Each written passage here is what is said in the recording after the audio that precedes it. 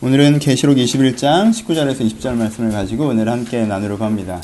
구절 자체를 읽으셨을 때는 쭉 보석의 이름들이 나열되어 있습니다. 그리고 우리식의 표현들이 아니라 비취 이런 건 우리가 알겠지만 홍만호 이런 것들은 우리가 담화호 이런 거는 보석으로 잘 안 느껴질 것 같아요. 하지만 여러분들이 이렇게 알고 있는 굉장히 유명한 보석들의 이름들이 여기 12가지가 적혀져 있습니다. 계시록 21장에서 보면요, 앞부분에 새 하늘과 새 땅의 얘기가 나오고 중간에 새 예루살렘 얘기를 나오면서 그리고 새 예루살렘이 세워지는 것이 12개의 기초석을 통해서 12기초 보석을 통해서 세워져 있다고 표현을 합니다. 그러니까는 건물이 세워지는데 기초석이 필요하잖아요. 그렇죠? 보통 궁전이나 우리 옛날 건물들 보시면 한 4군데 혹은 6군데 기초석을 놓고 거기에 기둥을 세우고 그것으로 말미암아 건물을 짓지 않습니까? 그런 것처럼 예루살렘 성도 12기초석이 놓여 있고 그 기초석을 중심으로 건물이 서 있는데 그 기초석이 돌이 아니라 뭐라고 적혀지는 거예요? 12가지의 보석으로 적혀져 있습니다. 그래서 이 본문들을 읽으면 우리가 흔히 갖는 첫 번째 오해, 첫 번째 실수는 어떻게 이해하는 것이죠? 그러니까 천국은 뭘로 되어 있다? 보석으로 되어 있다라는 오해들을 많이 합니다. 그렇죠? 기초석이 보석으로 되어 있는 천국을 얘기합니다. 그래서 자주 우리가 상상하는 천국은 어떻게 되어 있어요? 강의 때 1단계 양육을 들으신 분들은 한 번씩 다 들었던 얘기지만 우리가 생각하는 천국은 보통 어떻게 되어 있습니까? 황금길과 보석집으로 이제는 보통 이미지화 되어 있죠. 천국 가면 길은 뭘로 깔아요? 황금으로 깔아주시고 벽은 보석으로 해주시고 이런 식으로 우리가 많이 생각합니다. 그리고 그런 생각을 하게 만드는 구절이 오늘 요한계시록 21장에 담겨 있는 것 같습니다. 하지만 이렇게 된다면 되게 뭐라고 할까요? 그러면 이렇게 된다면 사우디 왕자가 사는 집보다 조금 더 좋은 집 수준이겠죠, 그렇죠? 궁극의 사치의 공간, 그렇죠? 그래서 진짜 거기는 금으로 하신다면서요. 근데 금으로 하는 게 그렇게 촌스러울 수 없다면서요. 실내 인테리어를 그렇게 노란색으로 깔아버리면 굉장히 촌스럽답니다, 그렇죠? 12보석으로 이렇게 하면 인테리어상으로 굉장히 멋있을까요? 여러분 집안은 앤틱이나 모던이나 이렇게 어떤 컨셉이 있는 게 좋지 이렇게 블링블링한 걸로 너무 이렇게 해놓으면 그쵸? 이렇게 포인트가 있어야지. 오늘 그래도 보석에 해당되는 옷을 입고 오신 분이 이제 혜진이랑 영화 정도 입고 오셨는데 보시면 이제 영화도 이렇게 어깨에 살짝 깔아주고 혜진도 이렇게 라이 안에만 살짝 타줬기 때문에 이게 의미가 있는 거지 저기다가 이걸 다 깔면 그쵸? 좀 서로 부담스러운 상태가 됩니다. 그쵸? 다다익선이 아닌 부분이 있어요. 그렇죠? 인테리어의 측면에서. 그렇죠? 우리는 사치스러운 천국, 화려한 천국 이렇게 많이 생각합니다. 그래서 이 구절이 어떤 사치스럽고 화려한 것의 상상력의 근간이 됩니다. 하지만 자주 설명드렸던 것처럼 이 부분은 장르적 이해가 되게 필요하다고 얘기를 했습니다. 장르적 이해라는 건 뭐예요? 이 글이 어떠한 장르로 쓰여져 있는가를 이해하는 게 굉장히 필요하다고 얘기하는 거죠. 역사서면 어떻게 해야 돼요? 역사서는 우화로 풀면 안 됩니다. 역사서라는 장르로 써져 있으면 그 일이 실제 일어났다고 봐야 돼요. 이런 일이 일어날 수 있을까라는 생각 때문에 우화로 풀면 안 됩니다. 예수님의 비유는 뭘로 풀어야 됩니까? 우화로 풀어야 되죠. 그렇죠? 예수님께서 비유하신 것은 우화기 때문에 우화로 필요하지 그게 실제 일어난 것처럼 얘기하는 건 어폐가 있습니다. 그렇죠? 어떤 부자의 비유. 그럼 그 부자가 실존 인물이에요? 그렇지는 않다라는 거죠. 비유예요. 그럼 계시록은 어떤 장르라고 말씀드렸죠? 계시록은 묵시서라고 말씀을 드렸습니다. 그렇죠? 묵시라는 장르는 뭘 사용합니까? 묵시라는 장르는 장르 자체가 상징적인 글쓰기를 사용하고 있습니다. 여러분 노스트라다무스가 쓴 묵시서를 읽어보시면 날짜가 정확하게 적혀 있습니까? 그렇지 않아요. 되게 시처럼 쓰여져 있습니다. 요즘에 또 올해가 지구의 멸망했잖아요. 그렇죠? 2012년. 우리가 재작년인가 영화에 되게 열광했었는데 마야의 달력이나 이런 것들을 해석할 때도 어떻게 하는 거예요? 그 달력이 어디에 끝나 있다라는 것을 통해서 뭘 가져오는 거예요? 어떤 유치적 상징성을 갖고 오는 거란 말이에요. 계시록이라는 장르는 묵시서이고 묵시서라는 장르는 기본적으로 상징적인 글쓰기로 적혀 있습니다. 상징적인 글쓰기라고 적혀 있으니까 또 상징의 의미를 조금 더 오해하신 분들도 있는데 분명히 해야 되는 건 형태 상징이 아니라 의미 상징이라는 것입니다. 그렇죠? 형태 상징은 뭐예요? 진짜 보석이 깔려있다는 건 아니지만 보석처럼 엄청 좋다는 거야 라고 얘기하면 뭡니까? 형태 상징이죠. 그쵸? 너무너무 좋은데 비교할 게 보석밖에 없어서 보석처럼 진짜 블링블링한 거야 라고 하는 어떤 형태 상징으로 얘기하는 거예요. 하지만 그렇지 않죠. 의미 상징입니다. 계시록은. 예를 들면 이렇게 생각해 봅시다. 계시록 앞부분에 이렇게 강의적으로 가면 조금 부담스러운데 앞부분만 그래요. 지난주 어렵다는 얘기를 내가 하도 많이 들어가지고 설교 어렵겠다고 너무 뭐라고들 하셔서 버퍼링 데다가 로고 하셨다고 해서 이렇게 얘기를 들어서 하여튼 좀만 더 해보면 계시록 앞부분에 보면 예수님의 얘기가 나와요. 예수님께서 어떻게 하고 계시냐면 계시록 2장 읽어보시면 이렇게 하고 계십니다. 예수님께서는요 지금 그 예수님께서는 황금 띠를 띠고 계시고요. 입에서는 칼이 나가고요. 발은 빛난 주석 같고 7 촛대 위를 돌아다니십니다. 이렇게 계시록 앞 2장에 적혀 있습니다. 그럼 예수님께서 지금 촛대 7개 꽂아놓고 거기서 이제 돌아다니고 계십니까? 그렇지는 않겠죠. 거기서 7 촛대는 뭐라고 얘기했죠? 이미 계시록에서 설명을 했습니다. 뭘로? 의미상징으로. 7교회는 뭐예요? 7교회다. 그럼 7교회가 진짜 그 당시에 7개의 교회를 얘기하는 것입니까? 아니죠. 세계교회를 얘기하는 거죠. 교회를 상징하는 거예요. 그렇죠? 교회들을 얘기하는 거예요. 그러니까 7교회를 돌아다니신다는 건 예수님께서 촛대 7개 꽂아놓고 거기서 춤을 추신다는 게 아니라 무슨 뜻이에요? 예수님은 지금도 교회들에게, 교회들 사이에 함께하고 계신다라는 뜻이죠. 그렇죠? 그럼 진짜 7개가 7개입니까? 아니죠. 촛대가 촛대예요? 아니죠. 뭐만 통일되죠? 의미만 통일되죠. 형태는 통일되지 않습니다. 그렇죠? 형태 상징이 아니라 무슨 상징이라는 거예요? 의미 상징이라는 거예요. 여러분 이걸 잘 생각하셔야 됩니다. 앞부분에 그 부분에 대해서는 형태상 의미 상징으로 풀어놓고는 뒷부분에 이 황금집과 보석길, 보석길과 황금집은 형태 상징으로 풀면 여기는 형태 상징으로 파악하고 여기는 의미 상징으로 파악하는 주체가 누굽니까? 내가 되죠. 그렇죠? 이 부분은 의미일 것 같으니까 의미를 풀고 저 부분은 형태이면 괜찮을 것 같으니까 형태로 풀고 그리고 아예 중간에 뭐 지진이 나고 기근이 나고 우박이 불고 이런 건 아예 형태라고 얘기하고 그렇죠? 이런 걸 뭐라고 얘기하죠? 이런 걸 자의적 해석이라고 얘기합니다. 누구 마음대로 해석한다는 건 내 마음대로 해석한다는 거예요. 그렇죠? 여기는 내가 형태로 풀면 너무 귀괴해 보이니까 의미를 풀고 여기는 형태로 그냥 풀어도 될 것 같으니까 그냥 형태로 풀고 여기는 형태 비유, 형태 상징이라고 해석하는 게 좋을 것 같으니까 형태 상징으로 풀고 이렇게 되면 어떻게 되죠? 예수님께서는 교회에 함께 계시는데 말세가 되면 지진이 나고 기근이 나고 전쟁이 나고 실제로 그리고 천국은 진짜 보석집은 아니지만 블링블링하게 너무 화려한 데고 이런 식으로 해석하게 되죠. 그럼 여기 해석적 일관성 있나요? 없죠. 왜? 결정을 누가 한 거예요? 내가 한 거기 때문에 그렇습니다. 결정을 해야 돼요. 이 글 전체가 형태 상징으로 돼 있다고 결정을 한다면 형태 상징으로 풀어야 되는 것입니다. 그렇죠? 그러니까 다시 한번 여러분 말세가 되면 지진이 나고 태풍이 보고 해일이 일고 이럽니까? 아니에요. 그렇지 않습니다. 그 얘기를 하는 게 아니에요. 계시록 6장을 읽어보십시오. 6장을 읽어보면 우리가 기도를 열심히 하면 그 기도가 향로라고 표현되어 있어요. 향로에 우리 기도가 담긴다고 표현되어 있습니다. 그럼 그 향로를 위로 올라가서요. 그 향로를 엎으니까 땅에 지진이 나고 우박이 쏟아졌다고 그랬어요. 그럼 여러분들이 기도를 열심히 하는 게 하늘로 올라가서 그 기도를 거꾸로 쏟으면 지금 우박이 떨어지는 겁니까? 아니죠. 거기서 땅은 뭘 상징하죠? 세속적인 질서를 상징합니다. 그렇죠? 세속적인 질서를 상징하고 현세적인 세상을 상징합니다. 근데 여러분들이 지금 현세적으로 지금 악한 기준들과 세속적인 기준들과 틀린 기준들이 맞는 것이냐 세상을 단단하게 유지하고 있죠. 근데 우리가 정말 기도를 열심히 해서 하나님 공의의 세상, 선량한 세상, 하나님의 뜻이 이루어지는 세상이 되길 바랍니다라고 간구할 때 하나님께서 그 기도를 들으시고 어떻게 하신다는 거예요? 땅에 지진을 내리신다는 거예요. 지진이라는 게 뭐예요? 사람들이 믿던 가치, 사람들이 추구하던 그걸 한번 흔드신다는 거죠. 그렇죠? 이게 아니야 라고 사람들을 도전하신다는 뜻이죠. 그럼 말세에 지진이 나는 건 나쁜 소식인가요? 좋은 소식인가요? 좋은 소식이죠. 우리는 말세에 지진이 나길 기다려야죠.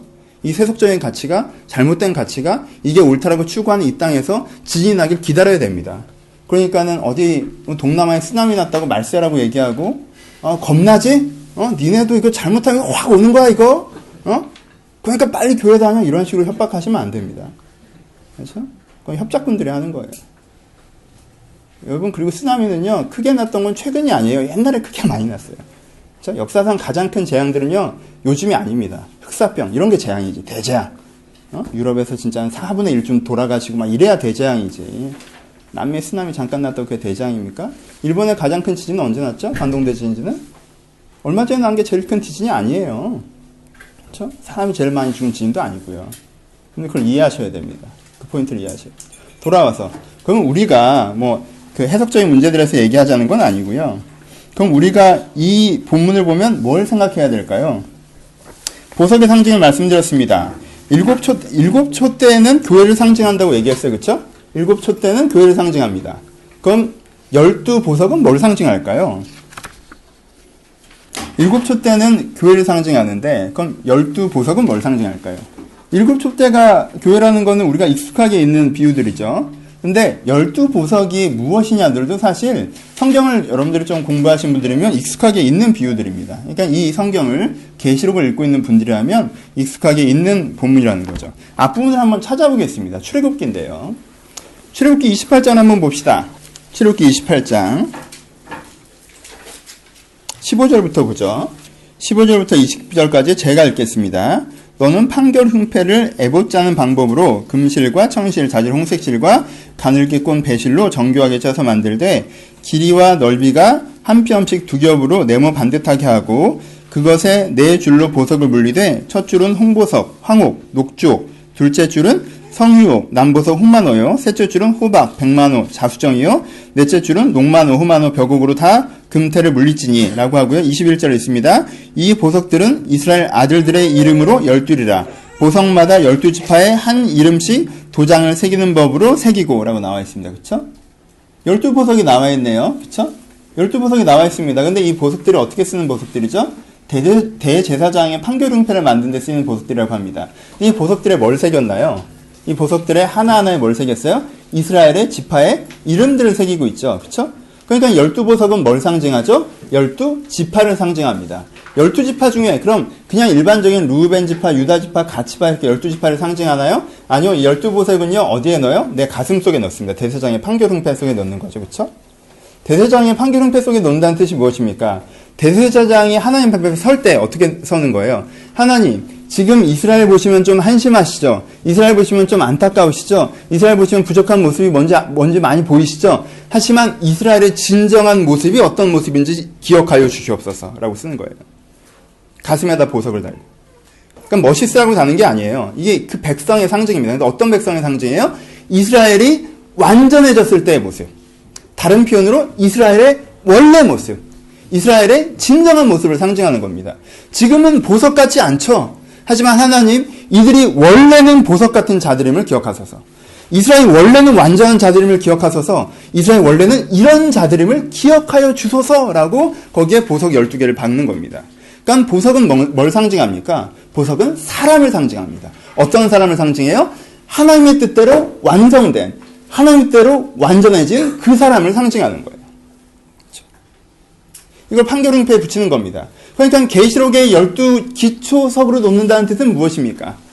우리가 지금은 부족한 모습이 있고 연약한 모습이 있고 초라한 모습이 있지만 우리가 어떻게 돼서? 우리가 완전해져서 이걸 하나님께 원하시는 그 현상으로 완전히 회복되어진다면 그 회복된 내가 새로운 세상을 열어가는 기초다라고 얘기하는 거죠. 그렇죠? 그러니까 천국에 있는 건 뭐가 아닙니까? 천국에 있는 건 건물이 아닙니다. 그렇죠? 천국에 있는 건 건물이 아니에요. 건물도 상징입니다.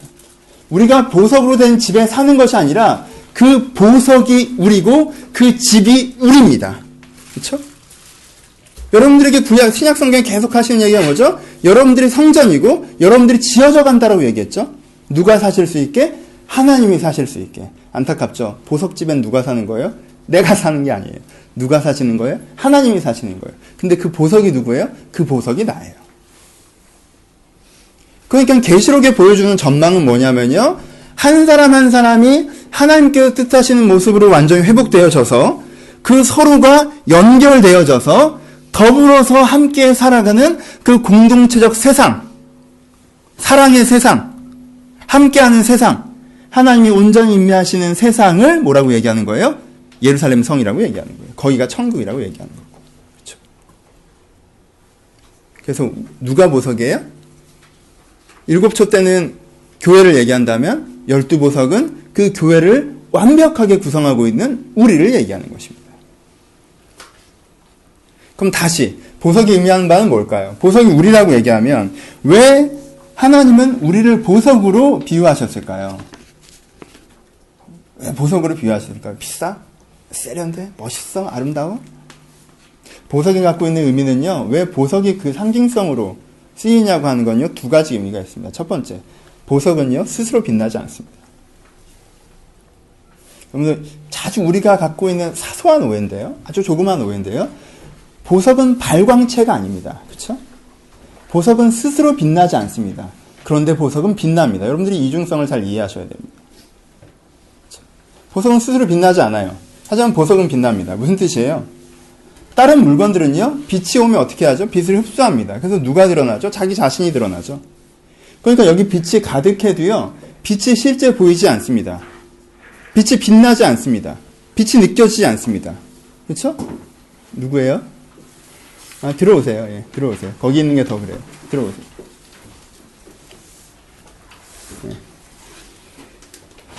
빛이 스스로 빛나지 다른 것들은요, 이렇게 빛을 흡수해버리죠. 그쵸?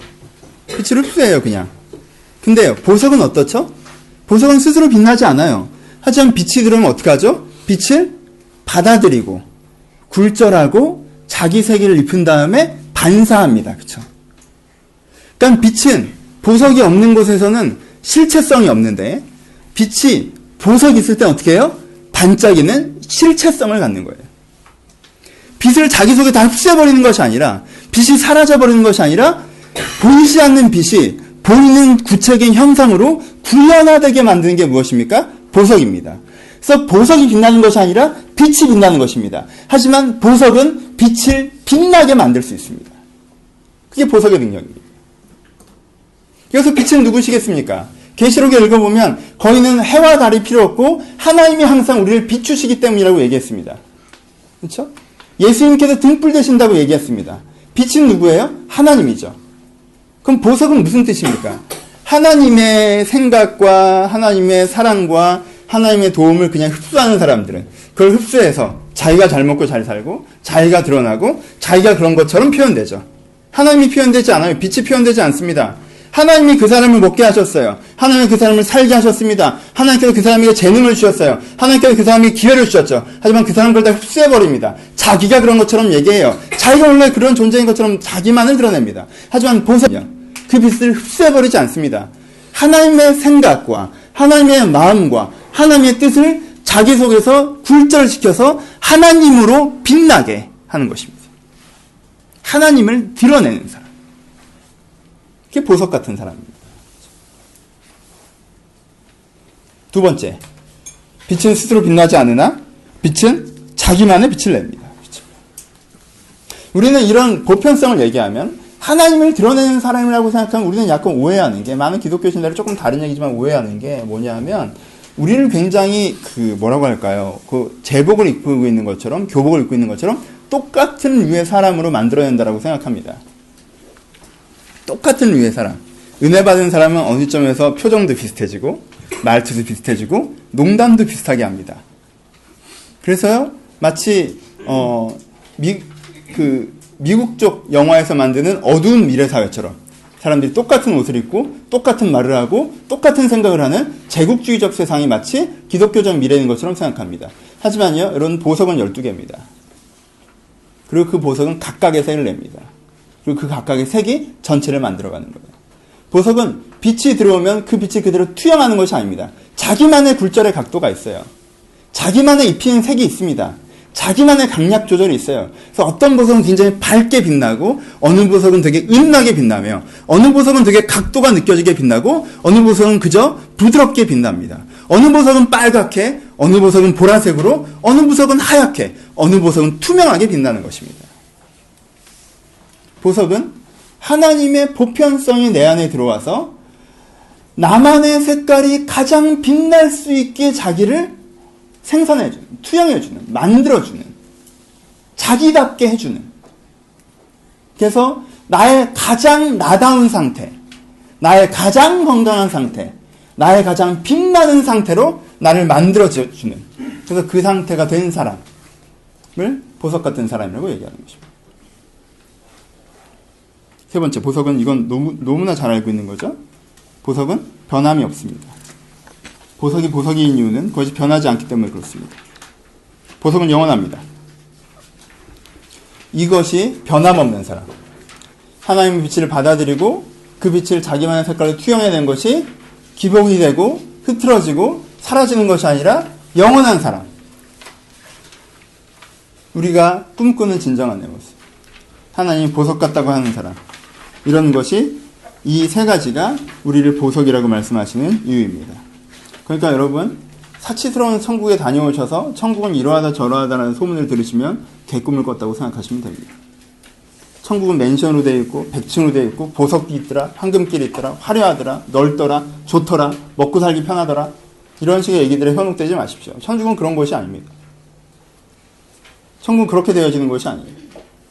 그것은 계시록의 첫 글자도 이해하지 못한 사람들이 하는 얘기들입니다. 천국은 우리가 하나님의 빛을 완전히 받아들여서 하나님을 하나님으로 드러내요.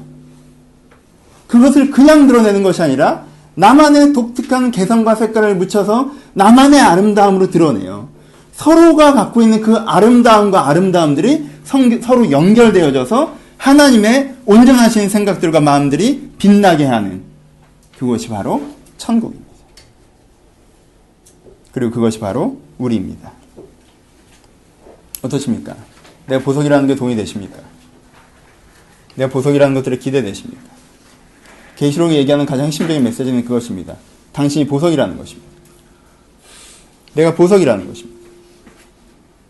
내 진정한 모습은 보석이라고 내가 인정하는 것이 무엇을 믿는 것입니까? 천국을 믿는 것입니다. 다가올 예루살렘을 믿는 것. 내가 천국에 간다고 믿습니다. 천국이 있다고 믿습니다라고 얘기하는 뜻은 무슨 뜻인지 아십니까?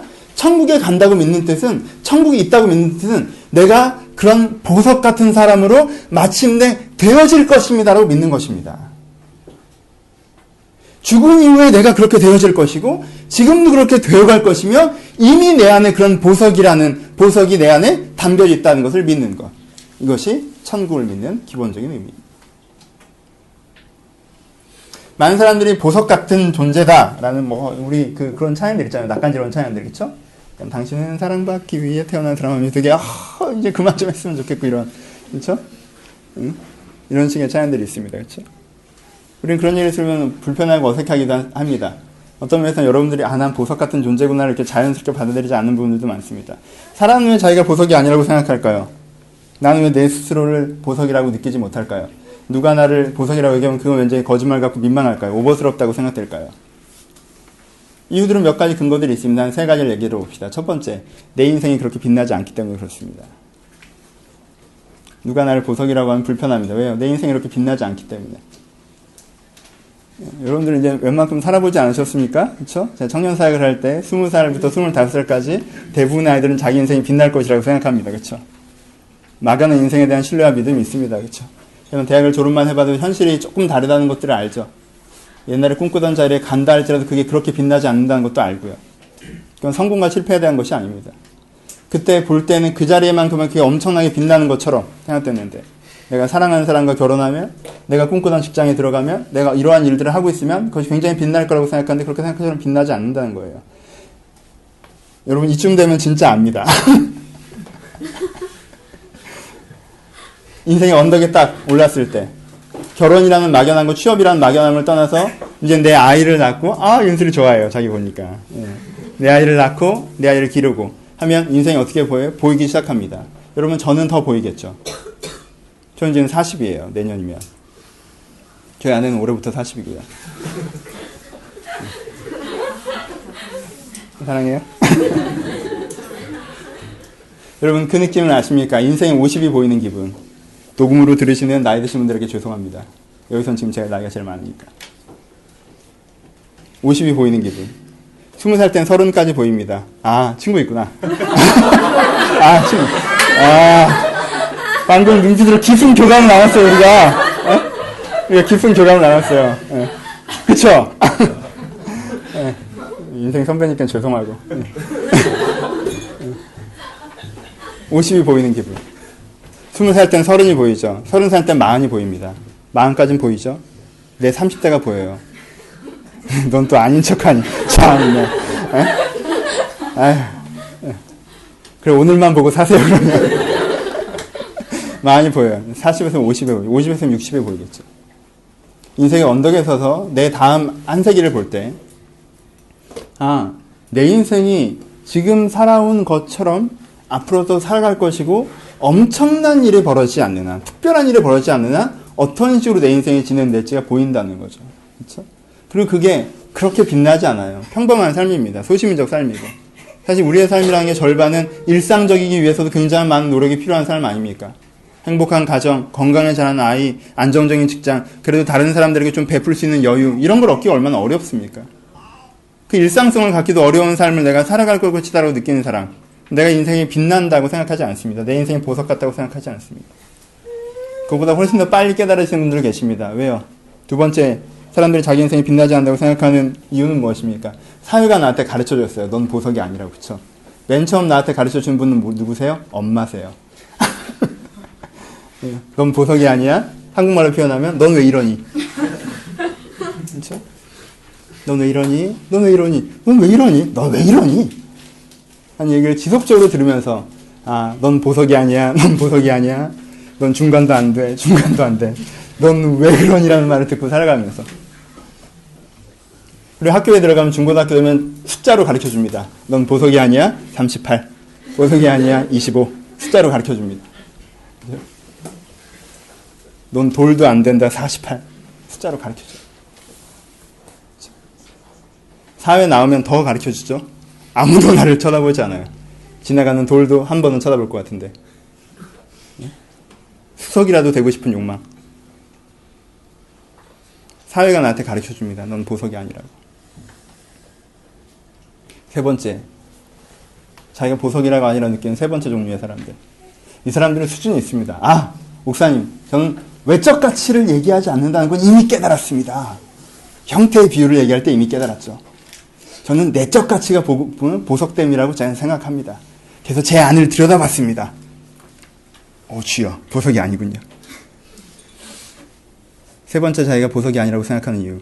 지금 내 내면을 들여다봤을 때 내 내면에 널려져 있는 지저분한 욕망들과 이기심들과 실패의 경험들과 초라한 생각들. 보석은커녕 남이 알까봐 걱정될 수도 있는 한쪽 측면. 그리고 나는 이것밖에 안 되나? 라고 생각하는 그 무너져 있는 내면들을 바라볼 때 사람들은 넌 보석이야 라고 얘기하면 주님 죄송합니다. 전 보석이 아닙니다. 보석으로 시작하셨을지 모르겠지만 제가 이미 깨트려 버렸군요. 라고 생각하게 됩니다. 여기서 특별한 한 사람과 만나야 됩니다. 너는 보석이야 라고 하면 알아 라고 생각하는 사람들이 있습니다. 그런 사람들 존재합니다. 어떤 사람들이죠? 인생이 빛나는 사람들입니다. 살아왔는데 내 인생이 특별했어요. 빛났습니다. 학교도 잘 들어갔고요. 내 인생이야 전망을 바라볼 때 꽤 괜찮을 것 같아요. 사업도 괜찮을 것 같고 인생의 계기도 있을 것 같고 내 인생이 빛날 수 있을 것 같습니다. 두 번째, 집에서 어릴 때부터 너는 소중하단다, 넌 특별하단다, 넌 의미 있단다 이런 얘기를, 이런 교과서적 얘기를 들은 사람들이 가끔 존재하지 않습니까? 그렇죠? 여러분들 그렇게 기르고 계시죠? 키우실 겁니다. 그렇죠? 우리 자녀들은 대부분 그렇게 자라나겠죠. 그렇죠? 가끔 우리가 소리를 지르지만 또 제정신이 돌아오면 넌 특별하다고 얘기해 줍니다. 그렇죠? 우리는 함부로 얘기하지 않습니다. 그렇게 자라는 아이들이 있습니다. 그리고 자기 속을 들여다볼 때도요, 여러분 부잣집 애가 속에 나쁜 생각 별로 안 한다는 거 아시죠? 부잣집 애들이 착합니다. 보면 구김이 없어요. 좋은 생각들 많이 합니다. 그렇죠? 원래 가난한 집 애들이 속이 어지러운 거예요. 왜요? 독한 환경에 들어가 보지 않은 사람은 자기 내면서 얼마나 독한 게 나올 수 있는지 모릅니다. 그렇죠? 독한 환경에 들어갔기 때문에 내 안에서 어떤 독한 게 나올 수 있는지 직면했겠죠. 하지만 독한 환경에 안 들어가 봤기 때문에 내 안에서 독한 게 나오는 걸 경험해보지 못했고, 그래서 내 안에 독한 게 없다고 느끼는 사람들이 존재합니다. 그렇죠? 이런 세 종류의 사람들. 그래서 나는 보석이라고 얘기하면 난 보석이죠. 굉장히 자연스럽게 담담하게 나 보석인데? 라고 생각하는 사람들 존재할 수 있습니다. 여기도 존재합니다. 여러분 양쪽을 다 얘기합시다. 첫 번째, 두 번째, 세 번째 이유로 자기가 보석이 아니라고 생각하는 사람이거나 이 이유로 자기가 보석이라고 생각하는 사람이거나, 그렇죠? 이 사람들의 가장 기본적인 문제는 무엇입니까? 근거를 어디에다 두는가 하는 것입니다. 내가 내 자신이 보석이라는 근거를, 내 자신이 이런 사람이라는 근거를, 내 자신이 이러한 존재라는 근거를, 내 정체성의 근거를 어디다 두어야 하느냐는 것입니다. 여러분들이 살아온 인생이 여러분 인생의 근거입니까? 여러분들이 만난 환경이 여러분 인생의 근거입니까? 그럴 수 없죠. 그것이 내 인생이 어떤 사람인 걸 설명해 주지 않습니다. 내가 만난 환경이, 내가 어느 부모 밑에서 태어났고, 내가 어떤 학교를 다녔고, 내가 어떤 직장에 들어갔고, 내가 그런 것이 내 인생을 설명해 주는 근거가 아니라, 내 자신을 설명해 주는 근거가 아니라는 것입니다. 그렇죠? 그리고 진정한 내 모습에서 내가 진짜 내 자신에서 발견해야 되는 것, 내가 진짜 다른 사람에게 사회적으로 받았던 그 평가, 그것이 내 근거가 될 수 없습니다. 그리고 지금 여러분들의 내면에, 오늘 여러분들의 내면이 느끼고 있는 감정이나 생각, 그것이 여러분들의 근거가 역시 아니라는 것입니다. 그렇죠? 근거가 될 수가 없습니다. 그것이 나의 근거가 될 수가 없습니다. 그것 때문에 여러분들이 빛나거나 그것 때문에 여러분들이 빛나지 않는다고 생각하셨다면 여러분들은 근거의 문제를 갖고 있는 것입니다. 왜 내 인생을 그런 근거로 판단하십니까? 왜 내 인생 해석되는 근거가 그것이어야 됩니까? 사람들이 사회관을 어떻게 봤건, 내가 어떻게 살아왔건, 그리고 지금 내 감정이 어떻건, 그 변하는 것이, 그 가변적인 것이, 그 우연적인 것이, 어떻게 나라는 존재라는, 변함없는 나라는 존재라는 것을 설명하는 근거가 될 수가 있습니까? 그것 때문에 여러분들 긍정하셨다면, 그것 때문에 여러분들 부정하셨다면, 그 자기 기준의 근거에 자체의 의문을 가십시오. 그것으로 사람은 자기 자신에 대한 답을 내놓을 수 있는 것이 아닙니다. 그 답은 엉뚱한 답입니다. 여러분들이 긍정적인 답을 내놓으셨건, 부정적인 답을 내놓으셨건, 그것은 맞는 답이 아닙니다. 여러분 인생을 규정하는 근거를 어디에다 두어야 되느냐? 내가 내 인생을 판단하는 근거를 어디다 두어야 되느냐? 내가 내 자신이 어떤 사람들을 결정하는 근거를 어디다 두어야 되느냐? 출애굽기는, 그리고 계시록은 말씀에 두는 사람에 대해서 얘기하고 있습니다. 보십시오. 이 사람들 다시 상상해 봅시다. 이 출애굽기의 사람들. 광야에 있는 사람들. 이 사람 인생이 어떻게 됐죠? 절반은 노예 생활이었고요. 절반은 난민 생활이었습니다. 그렇죠? 인생의 절반은 노예로 지냈고요. 인생의 절반은 난민으로 지내다 죽었습니다. 인생이 빛났나요? 빛나지 않았습니다. 이 사람들의 사회적 평가가 어땠죠? 노예하다가 뛰쳐나온 사람들입니다. 소수민족이에요. 노예 출신 민족이에요. 난민들입니다. 이것이 이들이 겪었던 끝까지의 사회적 평가입니다. 근데 좀 무서운, 한번 전쟁 또 빡치면 또 이기는 그 정도? 그 주변국에서 바라봤던 이스라엘이라는 민족은 그 정도의 수준인 것입니다. 그것이 이스라엘이 경험했던 사회적 평가입니다. 이스라엘 백성의 내면은 어떤가요? 빛나는 사람들인가요? 난민이었고 사람들에게 평가받지 못했지만 빛나는 믿음을 가졌나요? 그래서 금송아지를 세웠습니까? 그래서 원망했습니까? 그래서 주님을 부정했습니까? 자들끼리 다투었습니까? 아니요. 그들의 인생들을 보십시오. 그들의 인생의 내면에 순간순간 현실을 본다면 정말 부정적인 마음들과 더러운 마음들과 잘못된 생각들이 그 인생을 채워놨던 때가 얼마나 많이 있습니까? 그것들을 평가한다면 그들은 보석이 아닙니다. 하지만 지금 이 대제사장은, 하나님은, 그리고 이 이스라엘 사람들에게 어떻게 자기를 규정하라고 하는 것입니까? 말씀으로 자기를 규정하라고 하는 것입니다. 지금 내 감정이 어떻건, 내 환경이 어떻건, 내 평가가 어떻건 간에 이 대제사장이 뭐라고 고백하는 거예요? 하나님, 이들의 본 모습은, 이 보석 같은 모습이 이들의 본 모습입니다라고 인정하는 것입니다. 이 보석 같은 모습이 이들의 진실이라고 인정하는 것입니다. 그렇게 하나님께서 이미 보고 계시다라고 선언하시는 것이 이 제도를 만든 것이며, 대제사장이 그렇게 자기를 다시 한번 재규정해낼 때, 제사장의 고백으로 그 다수의 이스라엘 사람들이 자기의 존재를 재규정해낼 때, 그렇게 보석 같은 사람으로 만들어져 갈 수 있게 된다고 얘기하시는 것입니다. 이게 지향적 자기규정입니다. 말씀에 근거한 자기규정입니다. 하나님의 근거한 자기규정입니다. 내 자기규정의 근거가 사람들의 평가나 사회적인 분위기, 어떤 내가 사는 어떤 인생, 그리고 내가 경험한 어떠한 내 내면이 내 자기규정의 근거가 되어서는 안 된다는 것입니다. 여러분, 사람들이 옆에 있는 사람 평가 얼마나 쉽게 합니까? 여러분들 평가 쉽게 하시죠? 사람들이 옆에 있는 사람 평가 쉽게 합니다. 조금 잘 되면 되게 잘 된다고 얘기합니다. 조금 안 되면 되게 안 된다고 얘기합니다. 사람들은 그런 것입니다. 사람들은요, 앞에서 끌고 나가는 에너지가 아니라 뒤에서 따라오는 추종자들입니다. 그냥 끌려오는 깡통들이에요. 사회적 평가가 여러분들이라고 생각하지 마십시오. 그것 쫓아가면 여러분 헛물키십니다. 사회적 평가는요, 뒤에 따라오는 깡통이에요. 나를 끌고 가는 추진이 될 수가 없습니다. 어떻게 그것에 내 인생의 근거를 두겠습니까? 여러분 마음 정말 100번도 더 바뀌지 않습니까? 지금 내 마음이 좋으니까 괜찮으신 것 같아요? 요즘 보니까 또 내가 믿음도 있는 것 같고, 신앙도 있는 것 같고, 그러니까 보석 갔다가 또, 다음날, 나 또 이러니까 내가 또 그지 같은 거. 그렇지 않습니다. 골백 번도 바뀌는 게 사람 마음이에요. 내가 여러분들 잘 알잖아요. 배신자들. 맨날 바뀌고. 그럼 바뀌잖아요. 여러분들이 이 사회가 쓰고 있는 기준들에 정말 동의하십니까? 이게 진리입니까? 여러분, 이 사회가 쓰고 있는 기준에 진정으로 동의하십니까? 아니잖아요. 여러분, 거의 동의하지 않잖아요. 잘못됐다고 말하잖아요. 바꿔야 된다고 얘기하잖아요. 그럼 그걸로 근거를 쓰지 마십시오. 말씀이 근거여야 됩니다. 여러분, 계시록이 있습니다. 대제사장에게는 흉패가 있었으나 우리에게는 계시록이 있습니다. 계시록이 있다는 게 뭐예요? 우리는 흉패로 주어진 것이 아니라 말씀으로 주어졌습니다.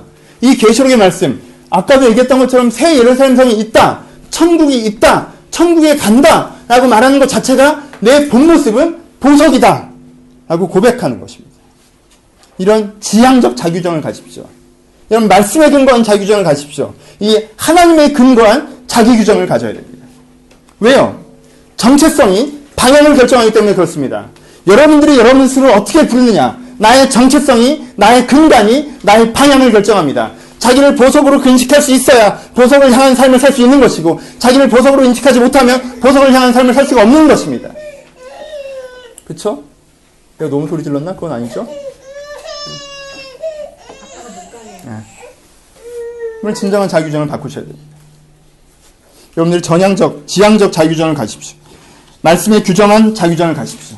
그럼 여러분들이 해야 되는 건 무엇입니까? 이미 보석이시니까 보석이 되십시오. 보석이 되어져 가십시오. 우리의 질문은 이거죠. 여기까지 얘기에 감동이 좀 오다가도 여전히 내 안에 계기가 못 되는 건, 보석이면 뭐합니까? 내가 보석인 걸 내가 모르겠는데, 그쵸? 그쵸? 질문은 그거죠. 왜 지금 이 순간 여러분 자신은 빛나지 않을까요? 내가 보석이라면 지금 이 순간 나 자신은 왜 빛나고 있지 않을까요? 그냥 요 정도인 게, 유명한 요꼴인 게 그냥 보석이라고 부르면 되는 건가요? 아니요, 그렇지 않죠. 빛날 수 있습니다. 보석이니까 빛나셔야 됩니다. 첫 번째, 여러분들 기억하시는 이 구절을 기억하십시오. 다시 한번 얘기합니다.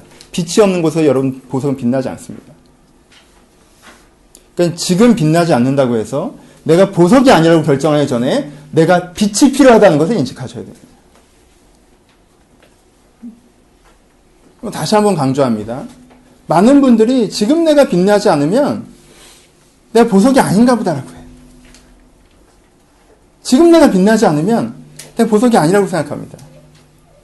여러분, 아닙니다. 어두운 곳에 있는 보석은 빛나지 않습니다. 빛을 받지 못하는 보석은 빛나지 않습니다.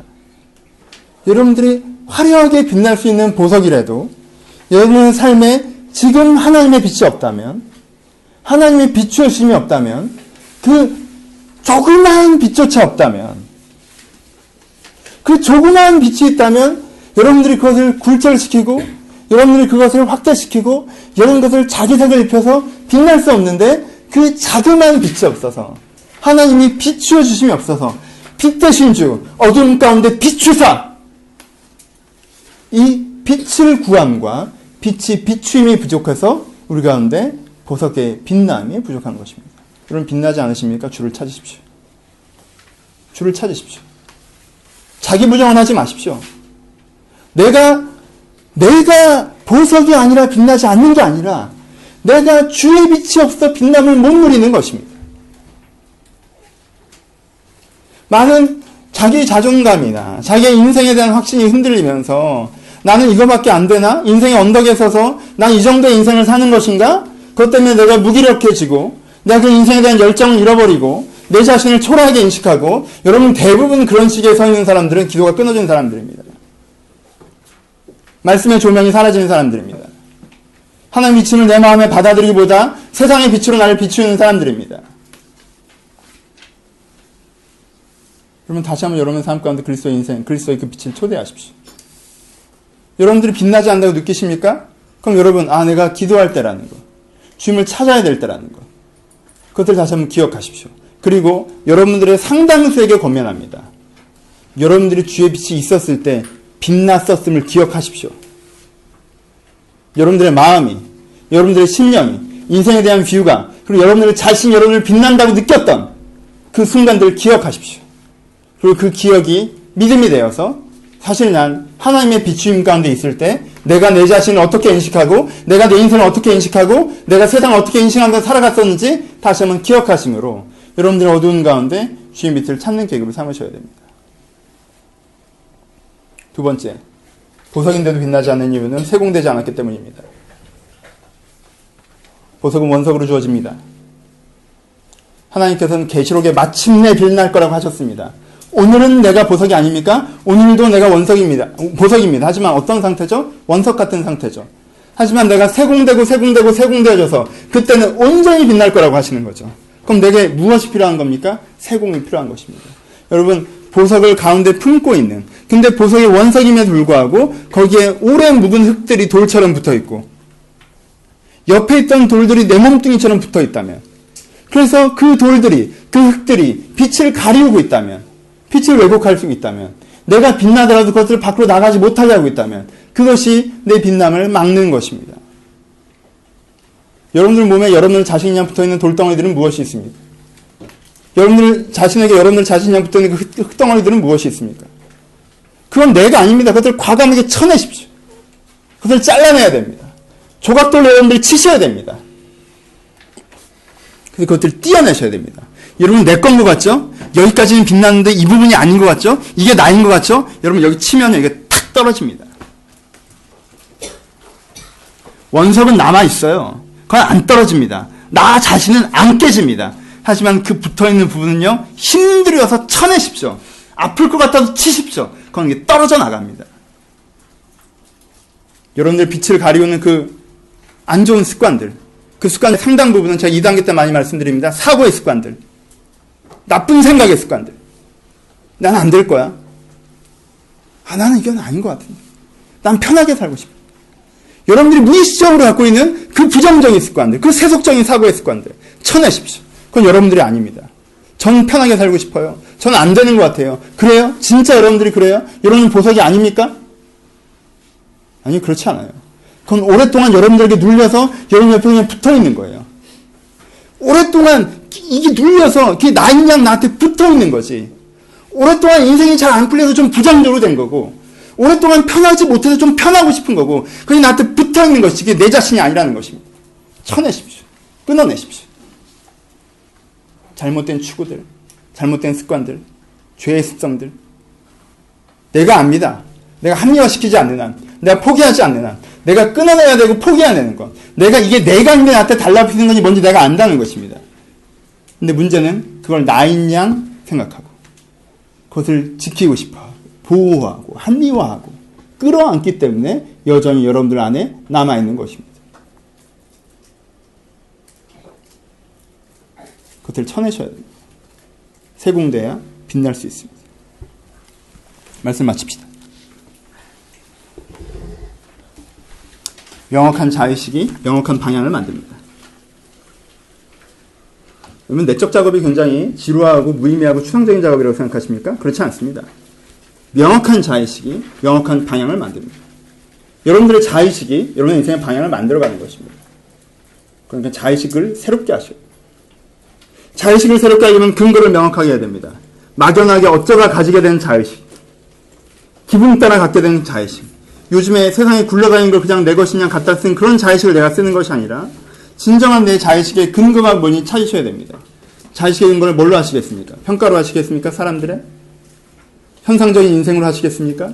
지금 내 내면으로 하시겠습니까? 그것은 근거가 되지 않습니다. 여러분, 자의식의 근거를 하나님으로, 자의식의 근거를 말씀으로 하기를 결정하십시오. 그것부터 시작하는 것입니다. 하나님이 살아계시다면, 그리고 그 하나님이 하나님이시라면, 그 하나님이 살아계셔서 이렇게 말씀하셨다면 내가 이런 사람이겠구나. 인간은 이런 존재겠구나. 모든 사람이 보석인 것처럼 나도 보석이며 나는 또 나만의 빛을 갖고 있겠구나. 라고 규정하셔야 됩니다. 거기서부터 시작하는 것입니다. 내 자신은 보석이다. 내가 그렇게 될 것이다. 내가 하나님의 빛을 내 가운데 받아들여서 그것을 나의 색깔로 빛나게 하는 삶을 살 것이다.